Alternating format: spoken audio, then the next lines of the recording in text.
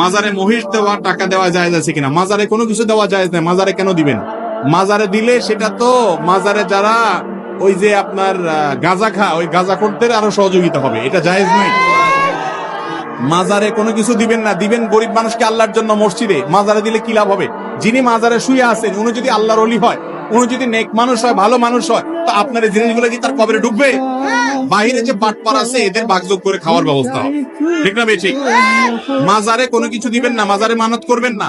মানত হবে আল্লাহর জন্য, আল্লাহ ছাড়া কারণ মানত করলে শিরিক হবে। একটু আগে বলছি কোন ইবাদত কবুল হবে না যদি শিরিক করেন। কথা কি বুঝাতে পারছেন?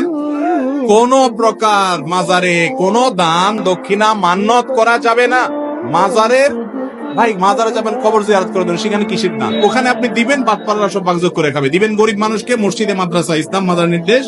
ভাই মাজারে যদি কোনো কিছু দেওয়ার নির্দেশ থাকতো তাহলে হাজী সাহেবরা পোলটা ভরে নিয়া রাসূল করিম সাল্লাল্লাহু আলাইহি সাল্লামের কবর দিয়ে আসতো। আপনাদের এলাকায় যতজন মক্কা মদিনায় গেছেন রাসূল সাল্লাল্লাহু আলাইহি সাল্লামের কবরে কিছু দিয়ে আসতে পারছেন? তাহলে রাসূল সাল্লাল্লাহু আলাইহি ওয়াসাল্লামের সাথে বড় কবর কারোর আছে দুনিয়াতে? তাহলে ওয়াদা করেন সবাই কোন মাজারে কোনো কিছু দিবেন না, ঠিক আছে তো ইনশাআল্লাহ? সবাই হাত তুলে ওয়াদা করেন। আল্লাহ আমাদের শিরিক মুক্ত সমাজ গড়ার তৌফিক দান করুন।